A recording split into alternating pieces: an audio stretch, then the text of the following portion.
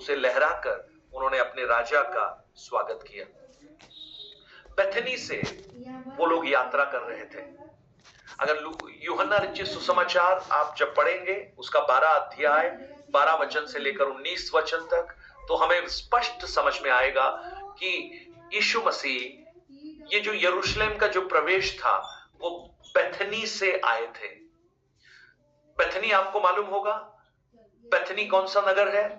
जहां पर लाजरस और मार्था और मरियम रहते हैं।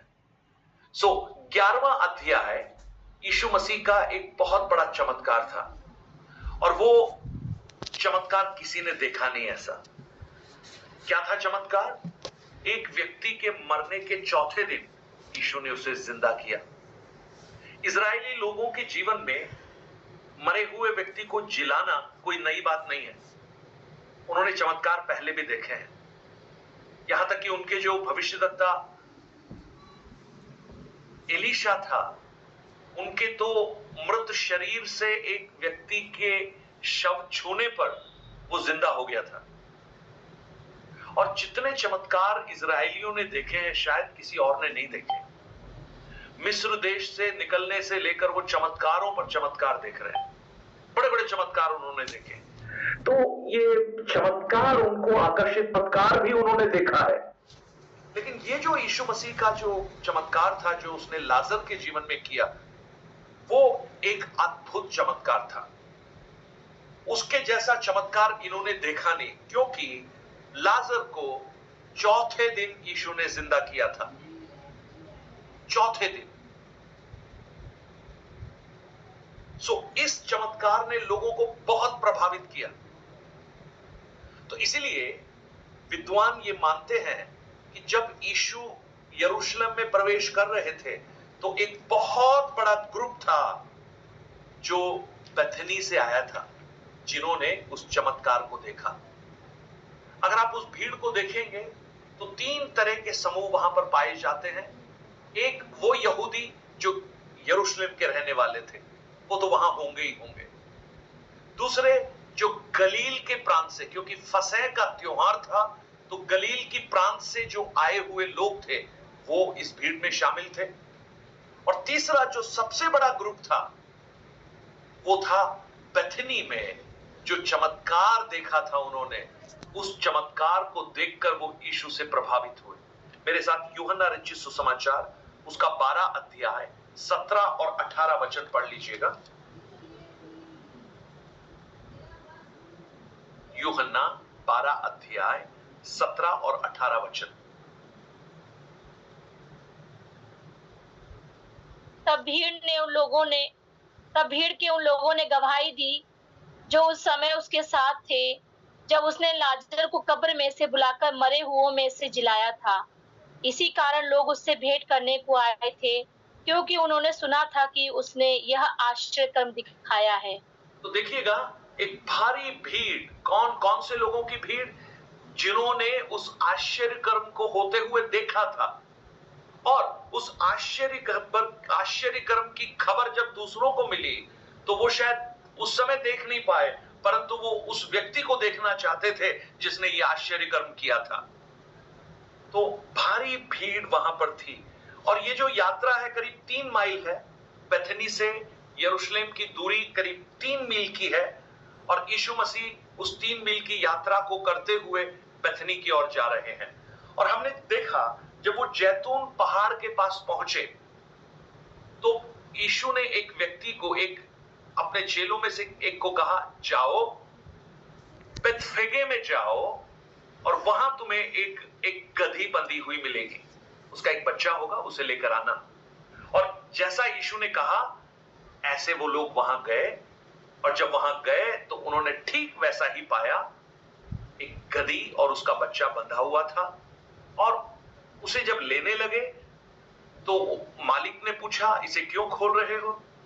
तब इनका जवाब था जो यीशु ने इन्हें कहा था, प्रभु को इसका प्रयोजन है। और उसने कुछ नहीं कहा। देखिए, वहां पर एक परमेश्वर की उस संप्रभुता को हम देखते हैं कि वो राजा है, वो सारी सृष्टि का राजा है जिसका हुक्म सब मानते हैं। और आप देखिए, वो जो गधी का जो बच्चा है उस पे कोई नहीं बैठा है आज तक, नेवर, कोई उस पर नहीं चढ़ा है, परंतु वो यीशु को बैठाने के लिए तैयार हो गया। आज तक उसको सवारी का अनुभव नहीं है। इसमें जब मैं इस बात को सोच रहा था तो मुझे कुछ सच्चाई प्रभु ने बताई। वो गधी का जो बच्चा है वो कभी भी उसने किसी को बैठाया नहीं, पहली बार बैठा रहा है। लेकिन आप सोचिए, उस गधी के बच्चे ने, जो बड़ा नम्र माना जाता है, हलीम माना जाता है, उसने यीशु के बोझ को उठा लिया, यीशु को उसने बैठा लिया। वास्तव में उस गधी के बच्चे को यह नहीं पता है कि जिसको उसने पीठ पर बैठाया है वो एक साधारण मनुष्य नहीं है, लेकिन वो सृष्टिकर्ता है, वो राजाओं का राजा है। ये वो है जिसकी आज्ञा सारे जानवर मानते हैं, जिसकी आज्ञा को कोई जानवर टाल नहीं सकते। आप मेरे साथ एक वचन पढ़िएगा, भजन संहिता 8 उसका 6 और 7 वचन पढ़िए।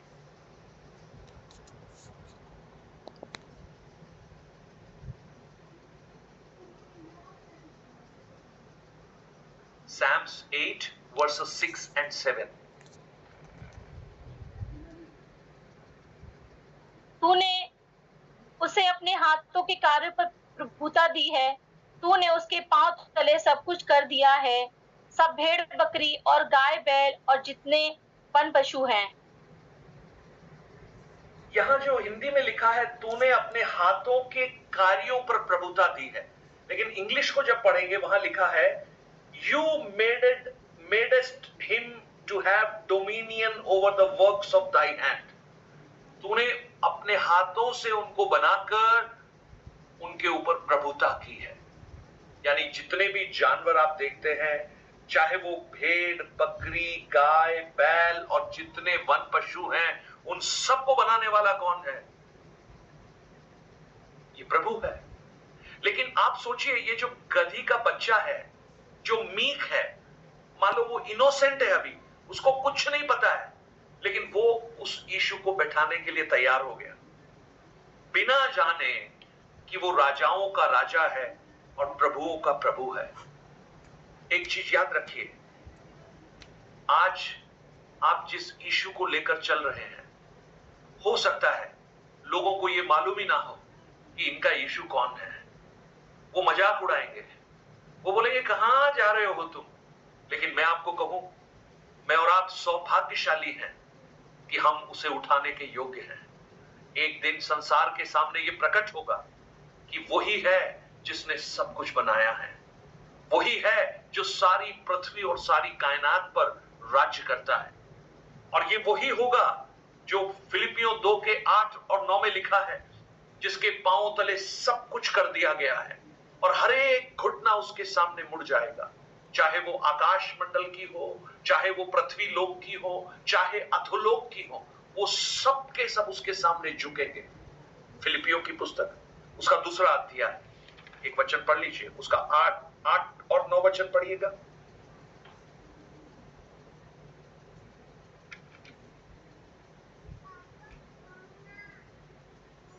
फिलिपियों 2 अध्याय और 8 और 9। और मनुष्य के रूप में प्रकट होकर अपने आप को दीन किया और यहाँ तक आज्ञाकारी रहा कि मृत्यु, हाँ क्रूस की मृत्यु भी सह ली। आगे बढ़िए। इस कारण परमेश्वर ने उसको अति महान भी किया और उसको यह नाम दिया जो सब नामों में श्रेष्ठ है।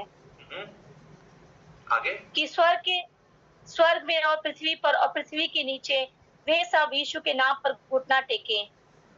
स्वर्ग में, पृथ्वी में और पृथ्वी के नीचे, इन तीनों लोगों के बारे में ही हम जानते हैं, इसके अलावा कोई लोक हमें मालूम नहीं है। इन तीनों ही लोकों में इसको सबसे ऊंचा नाम दिया गया, यीशु का नाम, और हर एक घुटना उसके सामने झुकेगा। तो आप देखिए उस गधी के उस बच्चे को, वो पहली बार बोझ उठा रहा है, किसी को उसने बैठाया नहीं, लेकिन वो कितना सौभाग्यशाली गधी का बच्चा है जो पहली बार बैठाया। वो कोई साधारण व्यक्ति नहीं, वो सृष्टिकर्ता था, वो राजाओं का राजा था। और आज ये भीड़ शायद उसे समझ नहीं पा रही है, लेकिन एक दिन आएगा कि जब ये भीड़ स्वीकार करेगी कि यही परमेश्वर है। मेरे साथ निकालिए प्रकाशित वाक्य की पुस्तक, उसका 7 अध्याय, उसका 9 और 10 वचन को देखिएगा। एक भारी भीड़ के बारे में वहां लिखा है। प्रकाशित वाक्य 7 अध्याय। इसके बाद मैंने दृष्टि की और देखो हर एक जाति और कुल और लोग और भाषा में से एक ऐसी बड़ी भीड़ जिसे कोई गिन नहीं सकता था, श्वेत वस्त्र पहने और अपने हाथों में खजूर की डालियां लिए हुए सिंहासन के सामने और मेमने के सामने खड़ी हैं और बड़े शब्द से पुकार कर कहती हैं, उद्धार के लिए हमारे परमेश्वर का जो सिंहासन पर बैठा है और मेमने का जय जयकार करो। देखिए एक भीड़ आप यहां देखते हैं जो उस सिंहासन के सामने खड़ी होकर खजूर की डालियां लेकर उस सिंहासन के सामने लहराते हुए कहती हैं कि उद्धार के लिए हमारे परमेश्वर का जो सिंहासन पर बैठा है और मेमने का जय जयकार हो। और एक भीड़ को आप वहां देखते हैं उस दिन जब यीशु वहां प्रवेश कर रहे थे। वो बड़े एक्साइटेड थे, लोग बड़े बड़े उत्सुक थे। जानते हैं क्यों? क्योंकि वो यीशु को देखना चाहते थे। उनमें से बहुत से लोग वो थे जिन्होंने बेथनी के उस लाजर के दोबारा जिंदा होने के चमत्कार को देखा और वो आश्चर्यचकित थे उस चमत्कार को देखकर। और जिन्होंने नहीं देखा वो देखना चाहते थे उसे। उन्हें कहीं ना कहीं ये समझ आ रहा था कि ये मसीहा है, वो राजा है, इसलिए उन्होंने अपने वस्त्र भी उतार दिए और खजूर की डालियां लेकर चिल्ला रहे हैं, शाउट कर रहे हैं। क्या शाउट कर रहे हैं? होशाना। मत्ती 21 अध्याय में हम यही पढ़ते हैं ना। वो क्या चिल्ला रहे हैं? उसके 9 वचन में पढ़िएगा, 9 वचन। जो भीड़ आगे आगे जाती और पीछे पीछे चली आती थी, पुकार पुकार कर कहती थी, दाऊद की संतान को होशना। धन्य है वे जो प्रभु की पुकार पुकार कर कहती थी, दाऊद के संतान को होशाना। आप सोचिएगा उस दिन उस यरूशलेम के द्वार पर, उस शहर पनाह के द्वार पर क्या नजारा होगा। लोग चिल्ला रहे हैं, शाउटिंग फॉर जीसस, यीशु के लिए चिल्ला रहे हैं, दाऊद के पुत्र को होशाना। होशाना का मतलब मैंने आपको बताया क्या है। हमें बचाओ, सेव नाउ, अभी बचाओ। अब आप ध्यान से सुनिएगा। जब ये लोग यीशु को एक राजा मानकर चिल्ला रहे हैं, सेव नाउ, अभी हमें बचाओ, तो पता है उनकी मन की परिस्थिति क्या है? वो क्या चाहते हैं? वो ये चाहते हैं कि ये जो राजा है जिसको हम स्वागत कर रहे हैं, जिसके सामने हमने कपड़े डाल दिए हैं, जिसके सामने हमने अपने खजूर की डालियां बिछा दी हैं, ये हमें अभी बचाए। किससे? रोम की गुलामी से हमें अभी बचाए, क्योंकि हम उस गुलामी में पड़े हुए हैं और हम चाहते हैं कि ये तलवार उठाकर हमारे उस रोमी साम्राज्य को नाश कर कर अपने राज्य की स्थापना करें। ये लोगों की धारणा थी और वास्तव में यीशु उन्हें बचाने ही आया था, लेकिन लोगों की जो समझ थी, अंडरस्टैंडिंग थी, वो अलग थी। लोग ये सोच रहे थे ये हमें रोमी हुकूमत से बचाने आया है, जबकि यीशु उन्हें पाप की गुलामी से बचाने के लिए आया था। और यीशु ने कई बार उनको बताया भी। लूका रचित सुसमाचार 19 अध्याय 41 और से लेकर 47 तक वचन को पढ़िएगा। लूका रचित सुसमाचार उसका 19 अध्याय 41 से 47, एक बार पढ़ लीजिए। जब वो निकट आया तो नगर को देखकर उस पर रोया और कहा, क्या ही भला होता कि तू ही इस दिन में कुशल की बातें जानता, परंतु अब वे तेरी आंखों से छिप गई हैं, क्योंकि वे दिन तुझ पर आएंगे कि तेरे बैरी मोर्चा बांधकर तुझे घेर लेंगे और चारों ओर से तुझे दबाएंगे और तुझे और तेरे बालकों को तुझ में है मिट्टी में मिलाएंगे और तुझ में पत्थर पर पत्थर भी ना छोड़ेंगे, क्योंकि तूने उस अवसर को जब तुम पर कृपा दृष्टि की गई थी पहचाना। जब वो मंदिर में जाकर बेचने वालों को बाहर निकालने लगा और उनसे कहा, काफी देखिए, मनुष्य का पुत्र खोए हुओं को ढूंढने आया, परंतु ये लोग क्या कह रहे हैं? ये लोग सोच रहे हैं कि ये हमें रोम की गुलामी से बचाएगा।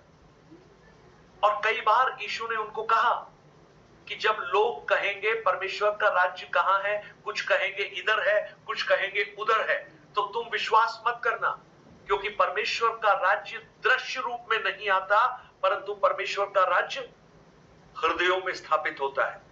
यीशु ने ये बात उनको सिखाई, परंतु वो समझ नहीं पाए इस बात को। वो ये सोच रहे थे कि यीशु हमारी धारणा के अनुसार, जो हम सोचते हैं उसी के अनुसार इस राजा जो रोमी शासन है उससे हमारा छुटकारा दिलाए, परंतु यीशु ने वो नहीं दिलाया। तो आप सोचिए, इजरायली लोगों की ब्लाइंडनेस, उनकी जो आंखों की अंधता, वो यीशु के चमत्कारों को देख रहे हैं, यीशु को एक हद तक राजा भी मान रहे हैं, लेकिन उन्होंने यीशु को उस तरह से नहीं समझा जैसा यीशु उन्हें अपने आप को समझने देना चाहता था आज। और इसलिए हमने लूका 19 अध्याय 41 से 47 तक हमने पढ़ा, यीशु यरूशलेम को देखकर रो रहा है, उनकी आत्मिक अंधता के लिए रो रहा है कि वो इतना सब कुछ देखने के बाद भी वो समझ नहीं पा रहे हैं। आप देखिए, ये जो भीड़ है कितनी उत्साहित है, कितनी उत्साहित है, उनका जोश काबिले तारीफ है। कपड़े बिछा दिए, खजूर की डालियां हिलाकर दाऊद के पुत्र को होशाना कर रहे हैं, लेकिन उनका ये आनंद ज्यादा समय तक नहीं रहा। ये जो भीड़ आज दाऊद के पुत्र को होशाना कर कर चिल्ला रही है, यही भीड़ 5 दिन बाद जानते हैं क्या चिल्ला रही है? क्रूसीफाई हिम, क्रूसीफाई हिम, उसे क्रूस पर चढ़ा दो, उसे क्रूस पर चढ़ा दो। कितनी अजीब विडंबना है। और यीशु इस बात को जानते हैं, इसलिए वो यरूशलेम को देखकर रो रहे हैं, वो दुखी हो रहे हैं। उस भाग को जब आप पढ़ेंगे तो यीशु के उस दुख को आप समझ पाएंगे। 11 अध्याय 41 से लेकर 47 तक में जब हमने पढ़ा है, यीशु क्या कह रहे हैं? लूका 19 अध्याय उसका 41 से 47 अभी हमने पढ़ा था। वहां पर लिखा है, जब वो उस नगर के निकट आया तो नगर को देखकर उस पर रोया। जानते हैं क्यों? यीशु वास्तव में उन्हें बचाने आया था, यीशु सच में उनको छुटकारा देने आया था, लेकिन उन्होंने उस छुटकारे को स्वीकार नहीं किया। इसलिए यूहन्ना 1:11 में लिखा है, वो अपनों के लिए इस संसार में आया, लेकिन अपनों ने उसे रिजेक्ट कर दिया, तिरस्कृत कर दिया। और यीशु रो रहे हैं, क्या कह रहे हैं? क्या ही भला होता कि हां, तू ही उसी दिन कुशल की बातें जानता, परंतु अब वो तेरी आंखों से छिप गई है। यीशु का उस शहर में आना एक बड़ी करुणा और अनुग्रह को दर्शाता है। आप देखिए, यीशु जब यरूशलेम में राजा बनकर आ रहे हैं, वो करुणा और अनुग्रह के साथ वहां पर आ रहे हैं, वो लोगों के छुटकारे के लिए वहां पर आ रहे हैं, वो मरने के लिए वहां आ रहे हैं, पाप की मजदूरी इसको हमेशा के लिए खत्म करने के लिए वो वहां पर आ रहे हैं। उनके हाथ में साल्वेशन है, वो उनके पास छुटकारा है, उद्धार है उनके हाथ में, वो मुफ्त में उन्हें देना चाहते हैं, लेकिन ये लोग उसे लेने के लिए तैयार नहीं है। इनकी धारणाएं कुछ और है, ये अपने हिसाब से सोचते हैं। मैं आज आपको कहूं, उस दिन यीशु यरूशलेम को देखकर रो रहा था, आज यीशु बहुत से लोगों के धार्मिक क्रियाकलापों को देखकर रो रहा है। वो कहेगा, तुम मुझसे प्रेम करते हो, लेकिन जो मैं वास्तव में तुम्हें करना चाहता हूं उसको तुम कभी दृष्टि नहीं लगाते। मैंने आपको याद होगा कल मैंने इस बात को कहा, मैं किसी भी डिनोमिनेशन की या किसी के लिए भी मैं क्रिटिसिज्म नहीं बोल रहा हूं, लेकिन आप इस बात को जब जानेंगे आपको समझ में आएगा, ये जो यहूदी लोग हैं ये सारी परंपराओं का पालन करते हैं। इनके लिए उपवास बहुत बड़ी बात है, प्रार्थना बहुत बड़ी बात है, दान देना, दशमांश देना बहुत बड़ी बात है, फसह का त्योहार मनाना बहुत बड़ी बात है। यहूदी धार्मिक बातों को स्वीकार करना, उनको मानना बहुत बड़ी बात है। ये सब उनके जीवन में है, लेकिन वास्तव में जिस कार्य के लिए यीशु आया उस कार्य को उन्होंने ठुकरा दिया। आप समझ पा रहे हैं मैं क्या कहने की कोशिश कर रहा हूं? आज बहुत से लोगों के लिए ये पाम संडे बहुत बड़ा है, बहुत से लोगों के लिए ईस्टर बहुत बड़ा है, बहुत लोगों के लिए ये पैशन वीक बहुत बड़ा है, उसके लिए वो कुछ भी करने को तैयार है। उनके लिए चर्च बहुत बड़ा है, उनके लिए धार्मिक रीति रिवाज बहुत बड़ी है, लेकिन यीशु शायद उनको देखकर रोकर कहेगा तुमने ये सब किया, लेकिन मैं जिसके लिए आया था वो तुमने ठुकरा दिया। तुम्हारी आंखें अंधी थी, तुमने उसको नहीं पहचाना, उन्होंने उद्धार को नहीं पहचाना। Praise the Lord. आप मेरी बात समझ पा रहे होंगे जिस दर्द से मैं इस बात को बोल रहा हूं। आज लोगों के हाथ में खजूर की डालियां आपने संडे को देखी होंगी, वो ईस्टर को बहुत बहुत खुशी के साथ कलीसिया में जाएंगे, लेकिन ईस्टर की संडे को उनके हाथ में खजूर की डालियां नहीं, उनके हाथ में शराब की बोतलें होंगी। यीशु कहेगा तुमने ये क्या किया, तुमने मेरी बातों को तुमने बहुत महत्व दिया लोगों के सामने, लेकिन मैं जिसके लिए आया था, जिस कार्य को मैं तुम्हारे जीवन में करना चाहता था, जिसके लिए मैंने काल्वरी के क्रूस पर अपने प्राणों को बलिदान किया, तुमने उसको ठुकरा कर बाकी सब चीजों को तुमने हासिल कर लिया। यीशु रोएगा उन्हें देखकर, जैसे वो यरूशलेम को देखकर रोया। आज मुझे सुनने वाले मेरे भाई बहन, प्रभु हिपोक्रेसी को पसंद नहीं करते हैं, उसको पाखंड अच्छा नहीं लगता। आप जो भी हैं आप उसके सामने आ जाइए। दाऊद ने बहुत बड़ा पाप किया, जघन्य अपराध किया दाऊद ने। एक दूसरे की जो पत्नी थी उसको अपनी पत्नी बनाया, उसके साथ व्यभिचार किया, उससे एक संतान पैदा हो गई। इतना सिर्फ नहीं, उसके पति को उसने मरवा डाला। लेकिन जब परमेश्वर का दास नाधान ने आकर उससे इस पाप की जानकारी उसे दी, पता है दाऊद ने क्या किया? वो घुटनों पर आ गया, रोना शुरू कर दिया। उसने कहा, हे परमेश्वर, मैंने तेरे विरुद्ध पाप किया है, मुझे अपने जूफा से शुद्ध कर, तेरी आत्मा को मुझसे अलग ना कर। वो रोया, पाप का पश्चाताप किया, और परमेश्वर ने उसको वास्तव में इज़राइल का वो महान राजा बनाया जिसकी कल्पना कोई नहीं कर सकता। आज बहुत से लोग पाप पर पाप करने के बाद भी उस पाखंड का मुखौटा लगाकर कलीसियाओं में चले जाते हैं, वहां के धार्मिक क्रियाकलापों में सम्मिलित होते हैं। मैं आपको कहूं, कोई और रोए या ना रोए, लेकिन यीशु शायद आपको देखकर रो रहा होगा और वो कहेगा, भला होता कि तुम उस सच्चाई को पहचान लेते। मैं आपको बताना चाहता हूं, यीशु को आपका दशमांश नहीं चाहिए, यीशु को आपका दान नहीं चाहिए। आपका मन अगर उसके लिए खुला है, आपने अगर उसको अपने जीवन में उद्धार करता ग्रहण किया है, अगर आपने उस यीशु के उद्धार को अपनाया है, तो आप समझ लेना ये सब खुशी की बातें आपके लिए हैं। अदरवाइज यीशु आपको देखकर रोएगा, यीशु रोएगा, और उसके बाद ये जो लोग हैं ना वो भी रोएंगे। अगर आप मत्ती 24 अध्याय को पढ़ेंगे तो जिन लोगों ने यीशु को तिरस्कार किया था, जिन लोगों ने यीशु को क्रूस पर चढ़ाया था, वहां उसके 24 अध्याय 30 वचन में लिखा है, वो उस मनुष्य के पुत्र के चिन्ह को जब वो आकाश पर देखेंगे, वो छाती पीट पीट कर रोते हुए कहेंगे, ओ हमने उस मसीहा को बेद डाला था। उस समय कोई अवसर नहीं मिलेगा, उस समय कोई डीपर रूट नहीं होगा जहां पर आपको ये बातें सिखाई जाएंगी, उस समय कोई चर्च नहीं होगा जहां पर आपको वचन सिखाया जाएगा। लेकिन आज जो अवसर है, अगर इस अवसर को जानते हुए हम अपने दिल को उस प्रभु के हाथ में देकर कहें और कहें, प्रभु हम उस भीड़ के समान ना बने जो यीशु के चमत्कारों के लिए तो खुश होकर ताली बजाएं, लेकिन उसके उद्धार से हम मरहूम हो जाएं।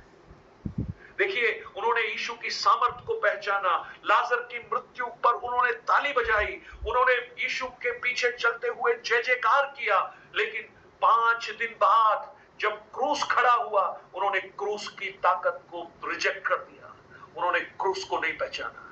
आज भी बहुत से लोग यीशु को पहचानते हैं, लेकिन क्रूस को नहीं पहचानते। आज भी बहुत से लोग यीशु की चंगाई को चाहते हैं, लेकिन यीशु के उद्धार को नहीं चाहते। यीशु के छुटकारे को चाहते हैं, यीशु से सारी आशीषों को चाहते हैं, लेकिन यीशु से अनंत जीवन की आशा नहीं करते। मैं कहूंगा, यीशु रोएगा। आज ये पैशन वीक, पाम संडे जो परसों से शुरू हुआ है, ईस्टर आ रहा है, यीशु को पकड़वाने का दिन आ रहा है, गुड फ्राइडे आ रहा है। मैं कहूं, अगर ये दिन हम इस बात के लिए इस्तेमाल करें, परमेश्वर, हम अगर कहीं आपसे दूर हो गए हैं, कहीं हम उन पाखंड की बातों में, आप देखिए, ये यरूशलेम के लोग, यहूदी लोग बहुत धार्मिक हैं, बहुत धार्मिक हैं, इनका मंदिर बड़ा भव्य है, इनकी धार्मिकता के बारे में खुद ये बोलते हैं। एक तो बोलता है, हम सप्ताह में 2 दिन उपवास करते हैं, हम दशमांश भी देते हैं, हम प्रार्थना भी करते हैं, और इनके जैसे हम कुकर्मी भी नहीं है। ऐसे लोगों को देखकर यीशु रो रहा है, लेकिन जानते हैं वो किसको देखकर प्रसन्न होगा? वो जो व्यक्ति जीवन भर पाप करता आया, उसने पाप के अलावा कुछ नहीं किया, लेकिन जब वो परमेश्वर के भवन में आया, छाती पीट कर रोते हुए उसने कहा, मैं इस योग्य नहीं कि उस स्वर्ग की ओर देख पाऊं, हे प्रभु मुझे क्षमा कर। और अगर ये इन दिनों में हो पाए, मैं कहूं, ये गुड फ्राइडे आपके लिए खुशी का फ्राइडे है, नहीं तो वो वैसा ही फ्राइडे है, कोई फर्क नहीं है अन्य फ्राइडे में। फिर वो ईस्टर आपके लिए पुनरुत्थान का ईस्टर है, वो ईस्टर आपके जी उठने का ईस्टर बन जाएगा, अगर आप उस सच्चाई को जो यीशु उस दिन करना चाहते थे उसको पहचानना प्रारंभ करें। वाह, उन्होंने, ये कितना कितना ट्रैजिक था ना, उन्होंने सेवियर को पहचाना, वो राजा माना, उसको राजा मानकर भव्य स्वागत किया, परंतु वास्तव में ये नहीं पहचाना कि वो क्या करना चाहता है। जो ये चिल्ला रहे थे, हमें भी बचाओ, आज बचाओ, आज बचाओ, आज बचाओ, लेकिन यही भीड़ 5 दिन के बाद कह रही है, इसको मारो, इसको मारो, इसको मारो। हम कितनी बार यीशु को क्रूस पर चढ़ाएंगे, कितनी बार यीशु को क्रूस पर चढ़ाएंगे, लेकिन मैंने आपको कहा, ये भीड़ उस सच्चाई को नहीं समझ पाई। इस भीड़ की आंखें अंधी थी, आत्मिक रूप से ये अंधे थे, लेकिन कोई बात नहीं, एक भीड़ को हमने देखा है। कौन सी भीड़ है? जो हमने प्रकाशित वाक्य में देखा था 7 अध्याय में। वो भीड़ कौन सी भीड़ है? वहां पर लिखा है उसके 10 और 11 में, और बड़े शब्द से पुकार कर कहती है, 9 और 10 वचन में, और इसके बाद मैंने दृष्टि की तो देखो, हर एक जाति, कुल और लोग और भाषा में से एक ऐसी बड़ी भीड़ जिसको कोई गिन नहीं सकता। विद्वान कहते हैं उस दिन यरूशलेम में करीब 20 लाख लोग थे, गिनती हो सकती है उनकी।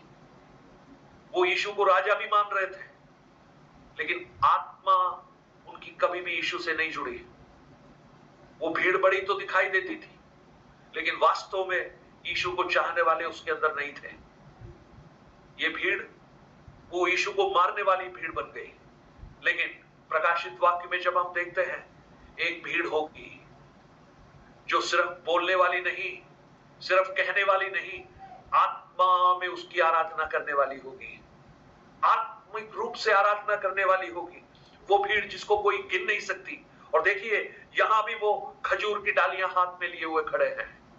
एक खजूर की डालियां लिए हुए भीड़ को हम उस यरूशलेम के द्वार पर देखते हैं, जो थोड़े ही दिन में यीशु को क्रूस पर चढ़ाने के लिए तैयार थी। लेकिन उसी का प्रत्युत्तर देखिए, प्रकाशित वाक्य में एक बड़ी भीड़ जिसको कोई गिन नहीं सकता, हर एक जाति से, हर एक कुल से, हर एक गोत्र से, हर एक भाषाएं बोलने वालों में से एक भीड़ इकट्ठी होगी। उनके हाथ में खजूर की डालियां होंगी और वो सिंहासन के सामने, मेमने के सामने खड़े होकर कहेंगे, पुकार पुकार कर कहेंगे, उद्धार के लिए हमारे परमेश्वर और मेमने की जय जयकार हो। वहां जो भीड़, यरूशलेम के बाहर जो भीड़ खड़ी है, वो उद्धार की बात नहीं कर रही है, वो बचाने की बात कर रही है। किससे बचाने की बात? पाप से बचाने की बात भी नहीं कर रही है, वो रोम से बचाने की बात कर रही है। क्योंकि वो चाहते हैं कि उनका जो राजा है वो उनके हिसाब से काम करे, उनकी कैलकुलेशन से काम करे, जो उनको पसंद है वो करे। अगर वो करेगा तो वो उनका राजा है, नहीं तो राजा नहीं है। इसलिए जब उन्होंने देखा कि यीशु कालवरी के क्रूस पर मर रहे हैं, तो उन्होंने कहा, अरे ये कौन सा राजा है? ये कोई राजा थोड़ी है। ये राजा होता तो तलवार लेकर आता। लेकिन वो भूल गए उस सच्चाई को कि ये राजाओं का राजा मनुष्य बनकर इसलिए इस संसार में आया कि मानव जाति के सबसे बड़े बंधन से उन्हें छुड़ाकर वो आजाद करना चाहता था। अरे रोम के राजा से अगर ये नहीं भी छुड़ा पाया, रोम का राजा तो थोड़े दिन में अपने आप ही खत्म हो जाएगा, सारे राज्य खत्म हो जाएंगे। लेकिन अगर ये नहीं आता तो इस संसार में और कोई नहीं था जो उस पाप की बंधन से, गुलामी से हमें आजाद कर सके। और वो आ रहा है उस नगर में, खुशी से आ रहा है। किसी ने उसको आमंत्रित नहीं किया, किसी ने क्वालिफाई नहीं किया उस उद्धार के रास्ते पर चलने के लिए, लेकिन उसके बाद भी वो अनुग्रह और दया में उनके पास चलकर आ रहा है। ग्रेशियसली वो उनके पास चलकर आ रहा है। मैं आज आपको बताना चाहता हूं, आज भी यीशु कुछ लोगों के पास ग्रेशियसली आ रहा है। मुझे सुनने वाले मेरे भाई बहन, हो सकता है आप चर्च में भी गए हो सकता है आपने बाइबल का अध्ययन भी किया हो सकता है आप भले कामों को भी करते हो सकता है आपने धार्मिक रीति रिवाजों में से बहुत बातों की पालना की हो। लेकिन मैं आज आपको बताना चाहता हूं, अगर आपने उस उद्धार को अनुभव नहीं किया है तो ये सारे कार्य व्यर्थ हैं। और यीशु रोएगा उन लोगों को देखकर और वो कहेगा, तुमने मुझे पहचानते हुए भी नहीं पहचाना, मैं जिसके लिए आया था तुमने उसे नहीं जाना, तुमने बाकी सब काम मुझसे करवा लिए। आज आप देखिए, यीशु के पीछे चलने के लिए बहुत लोग हैं।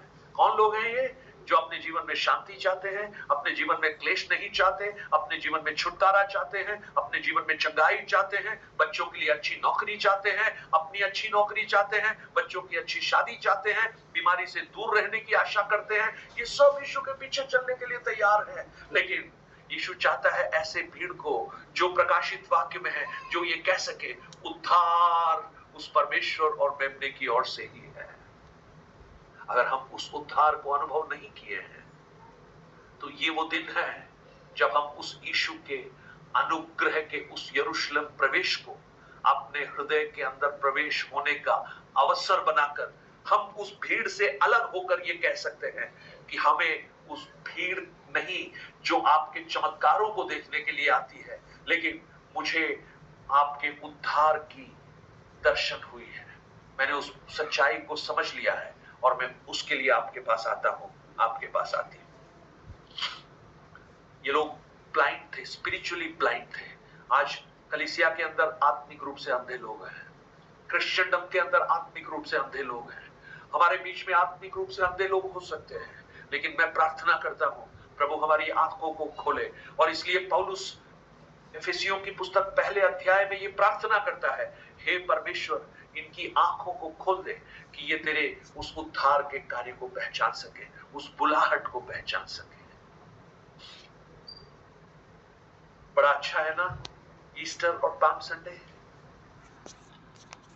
ये यीशु का पैशन वीक चल रहा है। क्या है उनका पैशन? उनका पैशन है इस संसार में एक भी नष्ट ना हो। उसका पैशन है पाप में पड़ा हुआ व्यक्ति भी नाश ना हो। वो कहता है, आओ हम वाद विवाद करें, तुम्हारे पाप चाहे लाल रंग के भी क्यों ना हो, लेकिन मैं उन्हें धोकर हिम के समान श्वेत कर दूंगा। आप मेरे साथ एक वचन और पढ़िए, लूका रचित सुसमाचार उसका 11 अध्याय उसका 52 वचन। लूका 11 अध्याय उसका 52 वचन।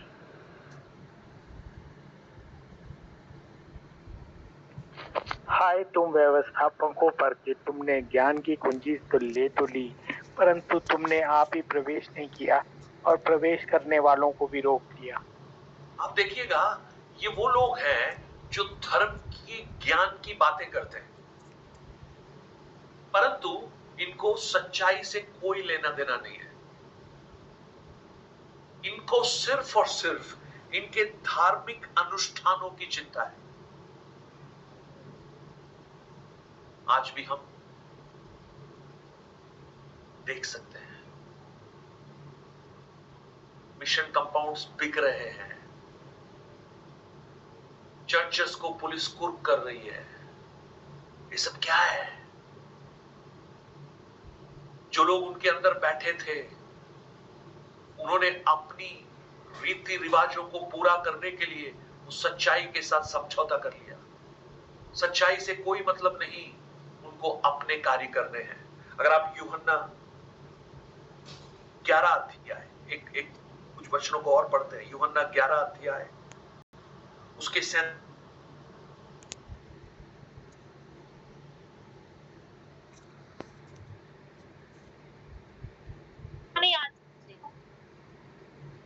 और फरीसियों ने महासभा बुलाई और कहा, हम करते क्या हैं? यह मनुष्य तो बहुत चिन्ह दिखाता है। यदि हम उसे यूं ही छोड़ दें तो सब उस पर विश्वास ले आएंगे और रोमी आकर हमारी जगह और जाति दोनों पर अधिकार कर लेंगे। तब उनमें से काफा नामक एक व्यक्ति ने, जो उस वर्ष का महायाजक था, उनसे कहा, तुम कुछ भी नहीं जानते और ना ये समझते हो कि तुम्हारे लिए भला है कि हमारे लोगों के लिए एक मनुष्य मरे और सारी जाति नष्ट ना हो। ये बात उसने अपनी ओर से नहीं कही, परंतु उस वर्ष का महायाजक होकर भविष्यवाणी की कि यीशु उस जाति के लिए मरेगा, और ना केवल उस जाति के लिए वरन इसलिए भी कि परमेश्वर की तितर वितर संतानों को एक कर दे। अतः उसी में से उसे मार डालने का षड्यंत्र रचने लगे।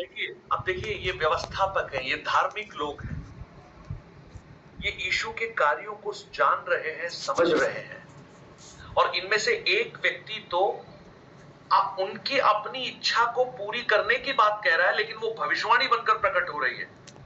क्योंकि वो क्या कह रहे हैं कि अगर हमने इसको नहीं मारा तो हम सब मरेंगे, क्योंकि ये अपना अधिकार बढ़ाता जाएगा, रोमी लोग इस बात से नाराज होंगे, वो आकर हम पर आक्रमण करेंगे, हम सब मर जाएंगे।